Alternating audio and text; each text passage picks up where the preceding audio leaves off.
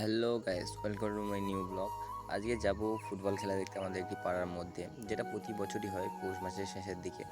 চলুন দেখতে থাকুন আগে কি হয়। আমি আসার অনেক আগেই খেলা স্টার্ট হয়ে গেছে, কারণ খেলাটি সকাল থেকেই শুরু হয়েছে। আমি এসছি বিকেলের দিকে। দেখা যাক খেলা কি হয়।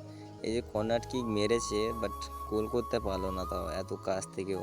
খেলা হলে এদের মতন লোকের দেখার অভাব নেই, কারণ এরকম লোক প্রত্যেক টিমেই থাকে, যে না লাগলেও তাও মাঠের মধ্যে শুয়ে থাকে টাইম খাওয়ানোর জন্য। সবুজ আদিত্যের একটা কর্নার কিক পেয়েছে, গোল করতে পারে না কি পারে না সেটা দেখা যাক। গোল করতে পারলো না, এই বলটি বাইরে বার হয়ে গেল। একটি থ্রো পেয়েছে, থ্রোতে ভালো পাসিং করলো ছেলেটি, তাও গোল হলো না। এরা গোল দেওয়া এদের নসিবে নেই। আবার ফের অ্যাটাকে এলো সবুজ জার্সিরা, এরা গোল দিতে পারে কি দেখা যাক। এরা গোল দিতে পারলো না, বল বাইরে চলে গেল, তাও ও গোলের মধ্যেখানে গিয়ে শুয়ে থাকলো। এই পর্যন্তই, আমি বাড়িতে চলে আসলাম। যদি এই ভিডিওটি ভালো লেগে থাকে like comment share and subscribe করে দিয়ে পাশে থাকবেন এরকম ইউনিক ব্লগিং দেখতে।